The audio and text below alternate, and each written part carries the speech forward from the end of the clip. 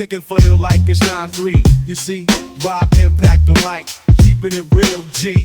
Talk about relationships, money, and health. Dropping knowledge while I'm spitting it, that's a wealth. Complex conversations, we break it down. Pop culture topics, we hold it down. Dive deep into society's complexities. Educate, entertain, never rest in it. Complex Context, where the truth unfolds. Analyzing life through stories untold. Rob impact, dropping knowledge every day.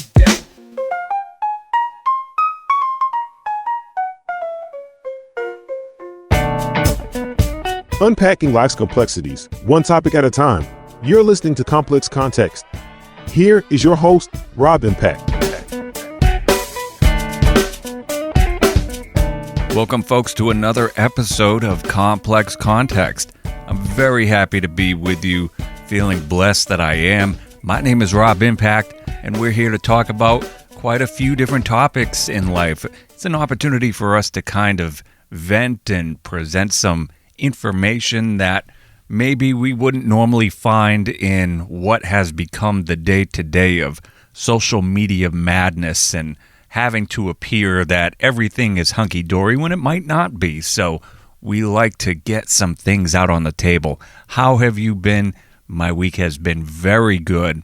Having a relaxed day. I don't know if you can tell in my voice, but I figure as the last week has gone by, and I know I've put so much effort into the day-to-day, my thought was I need to kind of slow it down a little bit. I want to lay back a little bit and just enjoy the ride, not really worry about how quick it should be going or where we're going. I just want to enjoy it. So if I do sound a little extra relaxed, that is intentional. And I hope you find this show a very relaxing and informative one. So we'll give you some information if you'd like to reach out and let us know what you think. Maybe you have some feedback that you would like to give on this or prior episodes. But right now, let's get into the magic.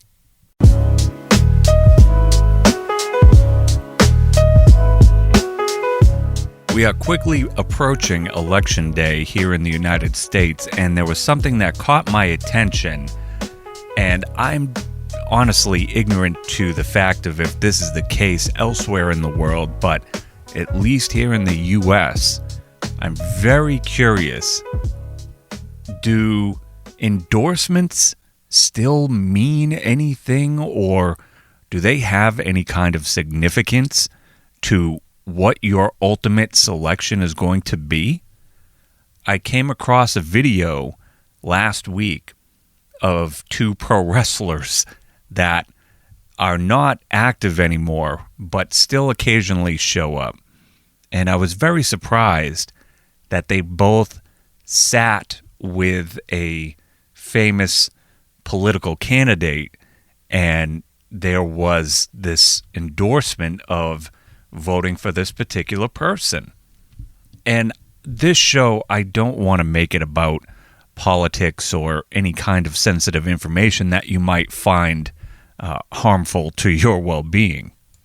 My focus on this is strictly endorsements, and it goes beyond the political realm.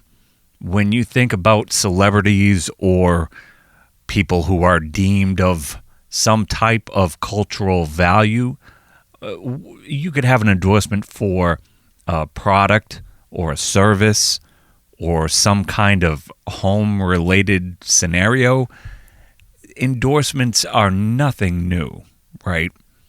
So why in this day and age do we still have endorsements as if people need that or should be swayed by it? I'm very curious, especially in today's world, because there is so much information out there, and it is so plentiful and plentifully available that I wonder, sincerely, who is seeing a celebrity or a group of celebrities get behind some type of endorsement, again, whether it be for politics or a product, and go, you know what, I wasn't too sure, but after so-and-so who I've seen on this TV show or who I've heard make these incredible albums over the past few years, or who has done insert X factor cultural relevance here, and I still remember them. I just don't understand, and I'm hoping that somebody will reach out to the show and provide a little bit of insight, because I am genuinely curious. What is it about having a famous person or some type of authority figure endorse a stance, endorse a product, endorse something that has you go, yeah, that's the icing on the cake for me? I just find that odd. To expand upon it, personal feeling is, it's one thing if you have your own mind made up, but does that have any bearing as far as when you have those types of endorsements or influences come from every which direction and find their way onto your plate? I can't associate, I can't relate to the concept of whether I am decisive or whether I have a moment of indecisiveness on how I feel or where I stand on something.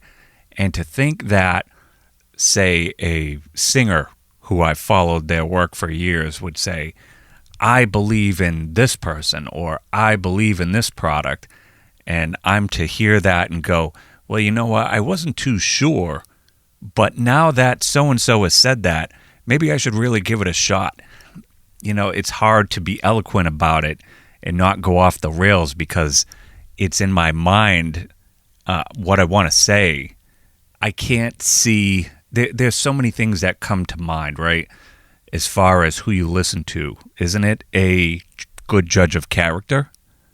Isn't it somebody that you have some type of relatability to? Somebody who might have a say that could warrant a direct influence on how your life is. So if you come across an endorsement from somebody in which almost none of that applies, and the only thing that applies is, well, I used to watch them, 2-3 times a week on a particular TV program, is that really the criteria that has you say, you know what, yeah, I'll listen to this person? That seems a little funny to me. But maybe that's just a foreign concept. I don't know.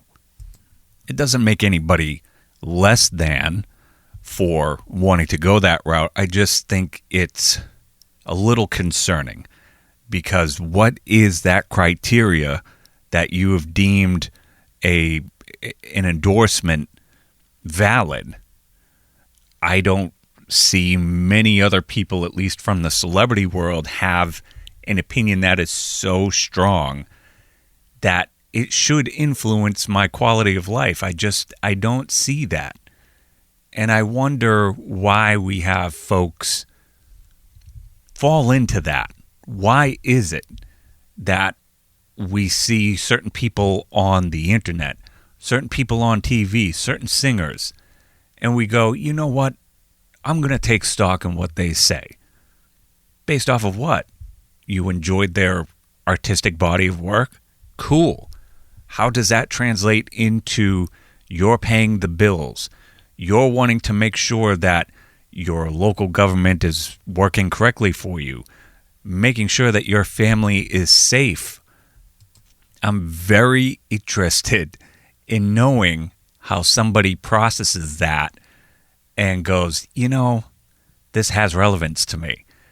Because I just couldn't. When I saw those two pro wrestlers endorsing a political candidate, I kind of felt disappointed. And not disappointed because they have an opinion, not disappointed because their opinion clashed with my opinion. I felt disappointed because that's private information.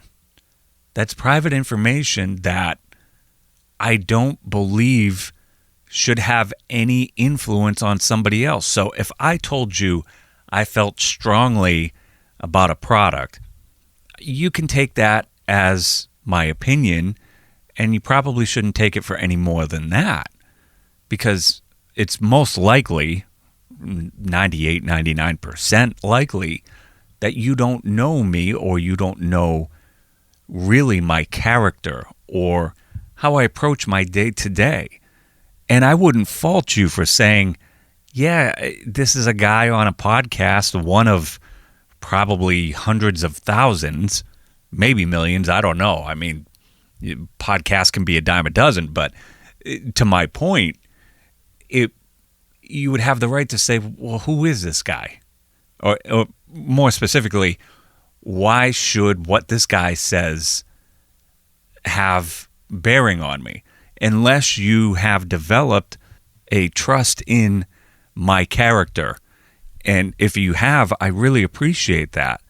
But by no means would my suggestions or recommendations be to the degree of saying, this is what you should do. All I could say is, this is what I believe in, and I think it's worthwhile for you to check it out as well. But whether you do or not, whether it fits your life or not, that's ultimately up to you. I don't believe that my word, more often than not, is going to be the make or break of somebody's decision making.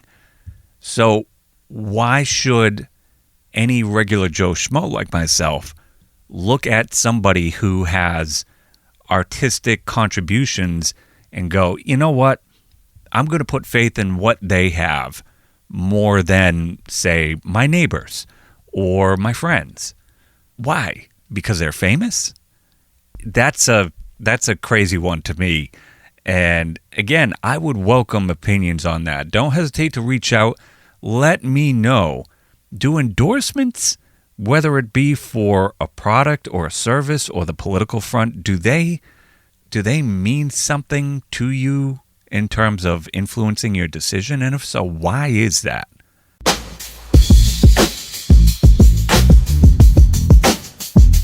I'm excited because this is the first episode where I'm testing out my new setup, my new dual screen setup. I procured a docking station. I hate when I say generic, as if generic versus brand name is as prevalent as it used to be decades ago. I mean, there are a lot of upstart companies that use the same technology or maybe the same manufacturing resources as a lot of quote-unquote brand names. So they're just as good. So maybe I should say a not-so-known brand of docking station. I procured that and have my dual monitor setup here in studio. It is awesome so far and has been working super well. I'm hoping that this is the sign of easier preparation, easier show execution.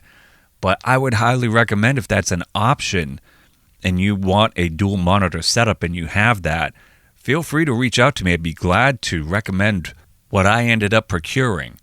It's really, really helpful. I like it. Very easy. Setup was super easy.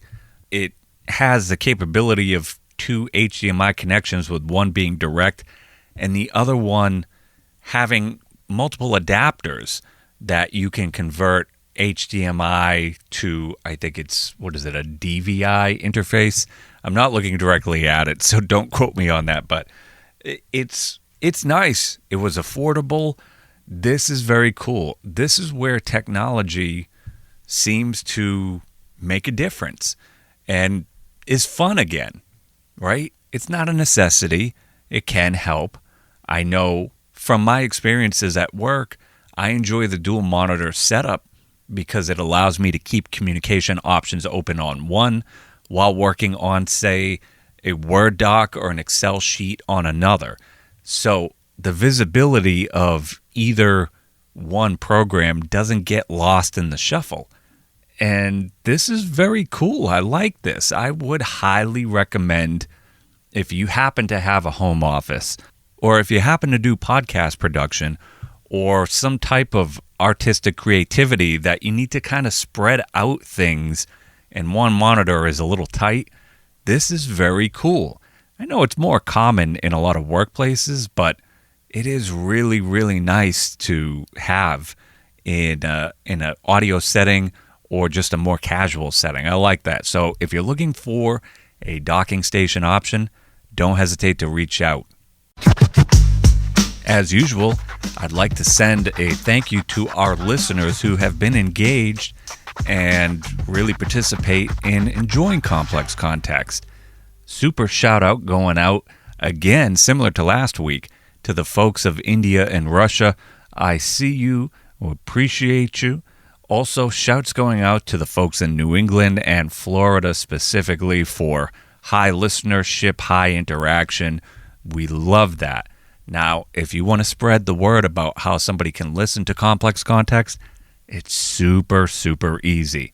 All things about the show, regarding a little background about me, all of the episodes available, and all of the platforms that this is available on. It's over 11, man. It's crazy, and it includes YouTube. You can check it out at complexcontext.podbean.com. That's Podbean. Podbean, they're awesome folks to work with. So yeah, check that out.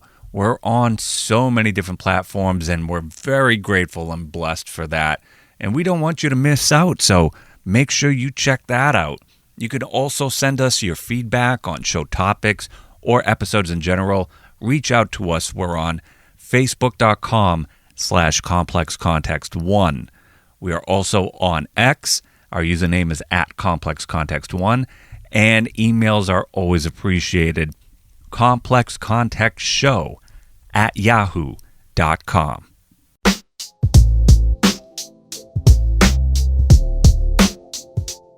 The YouTube algorithm can be very random sometimes, and every so often, there's an occasional gem that comes across my feed.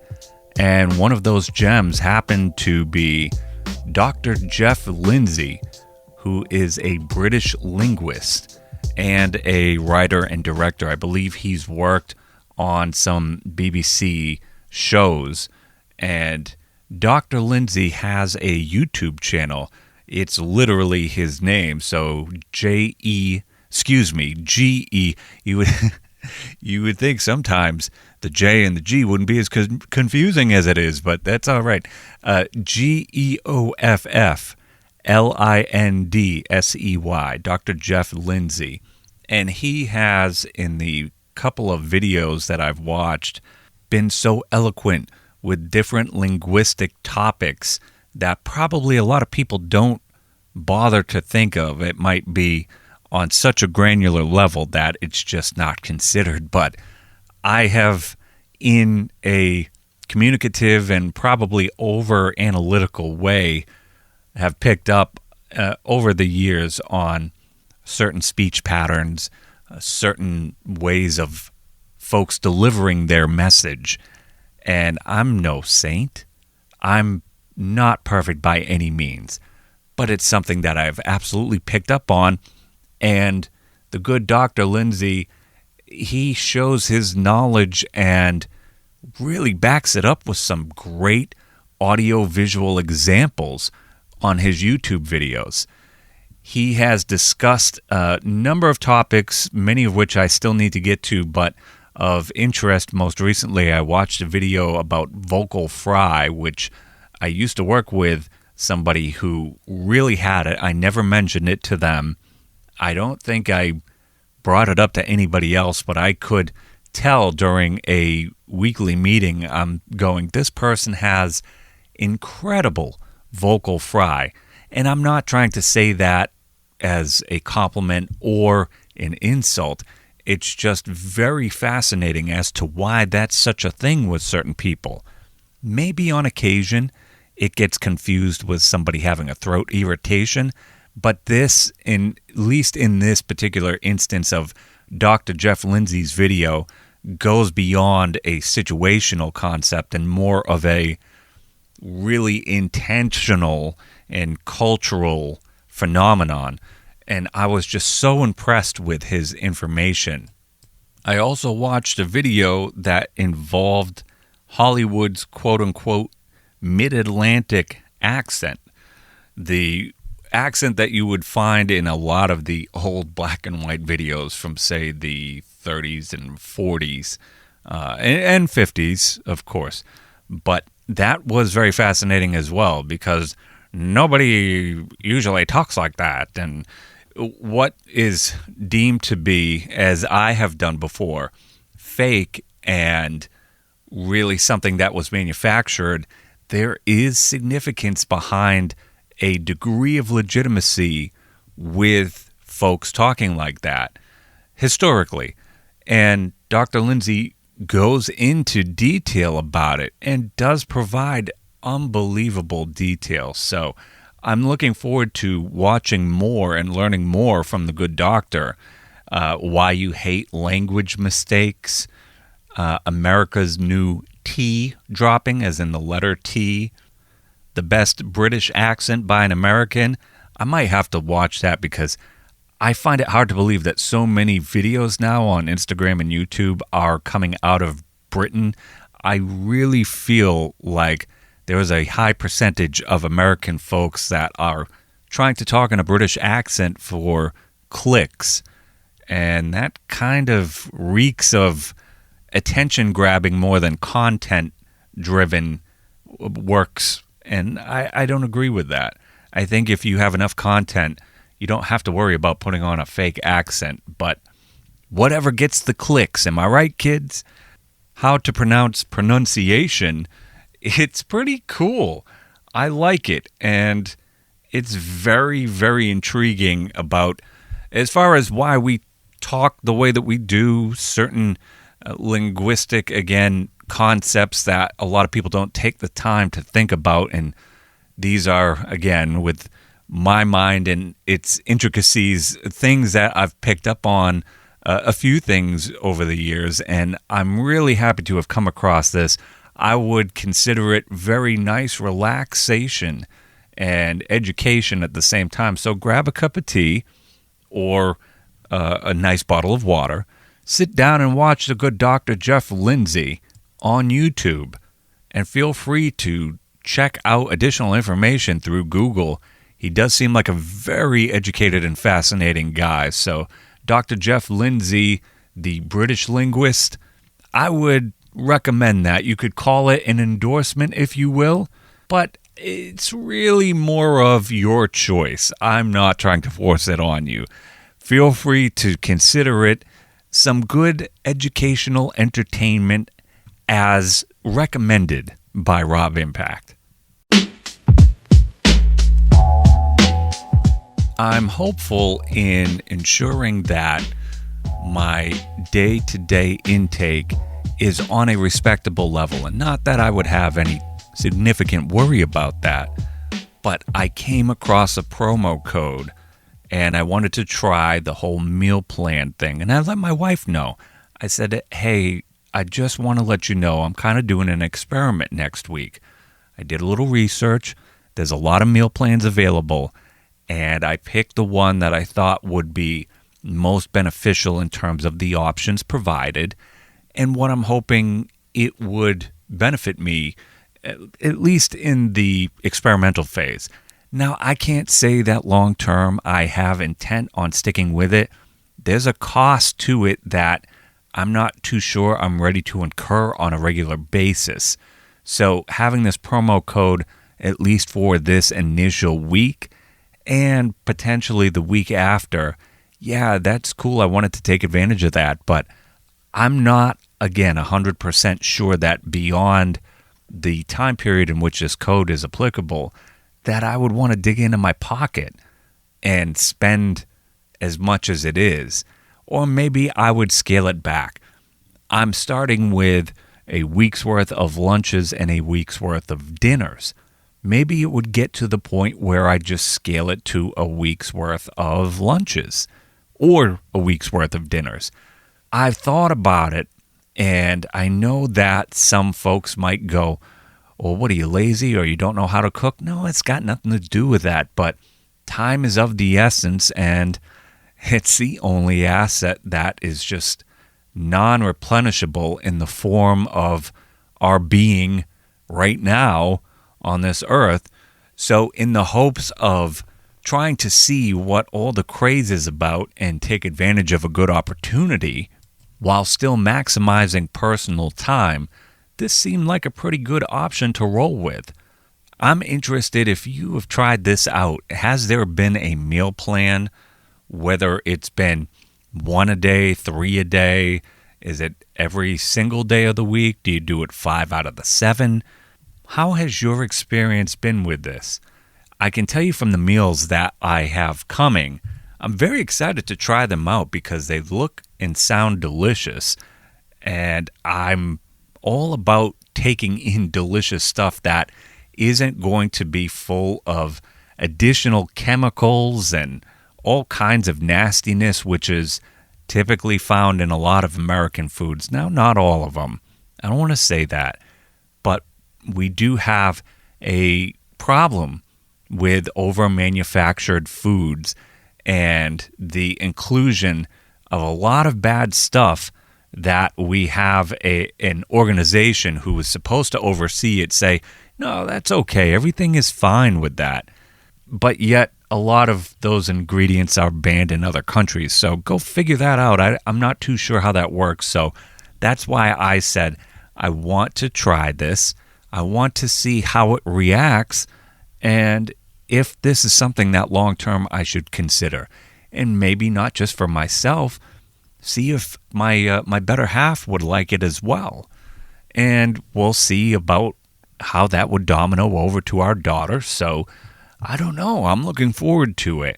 The delivery should occur tomorrow, and I actually need to find out what time they're intending on delivering, because even though the package is going to maintain the freshness that I'm not worried about, I wonder how that would work in terms of the packaging being exposed to differing temperatures or differing weather conditions. I think it's going to be a clear day, but this is really a multifaceted process that goes even from the outside packaging to what you're putting in your body, and it's pretty exciting. So definitely, if you have experience with this, don't hesitate. Please send me your feedback. I would love to know. How has your experience been with a meal plan? Has it been casual? Is it something that you stick to? What is your ultimate goal? And for me, my ultimate goal is just to ensure that what is going in is respectable and my body doesn't hate or, let's say, dislike a lot of what I'm putting in, because it's really the temple that, as cliche as it is, what people say it is. So we should be treating it well. And in the United States of business, it is not profitable, let's say, even though I would argue that probably more likely it's just not popular. It's more effort-filled to focus on good health on the upfront rather than, again, this is where the profit part comes in, have substandard ingredients enter your system and over time maybe experience some difficulty with your health that can easily be solved by paying the insurance company and getting some type of medicine. And we got to get away from that. It starts with how we're treating ourselves. And it's not going to be something that the big corporations are worried about. That's not what their profit model is about. So my hope is with this meal plan that at least in this trial phase that I'm participating, that it will speak more to a genuine desire to uphold and improve, potentially, your health. So let's see how this goes. I'll have to report back to you. I'd be happy to do that. The only way you're going to know how this is working out for me is by coming back and getting the update. So don't hesitate. Again, you can listen to us on over 11 different platforms. That includes YouTube. We would be happy to have you check us out on YouTube through the Mass Ave Media channel. You can find all that information at our website, complexcontext.podbean.com. Again, that's complexcontext.podbean.com. Reach out to us, facebook.com/complexcontext1. We're on X at Complex Context 1, and send us emails, send us pictures, send us whatever you want, complexcontextshow@yahoo.com. My name is Rob Impact. Do what you do it often, do it well. Just don't do anything I wouldn't do, and you'll be doing all right. I really hope your week is a blessed one that we can all enjoy together. Let's have a blast, and let's talk to each other. Reach out, like and subscribe, leave a review. That would certainly help us, and I'm looking forward to catching up with you next time. Visit the show's website at complexcontext.podbean.com. Complex Context is a Mass Ed Media production.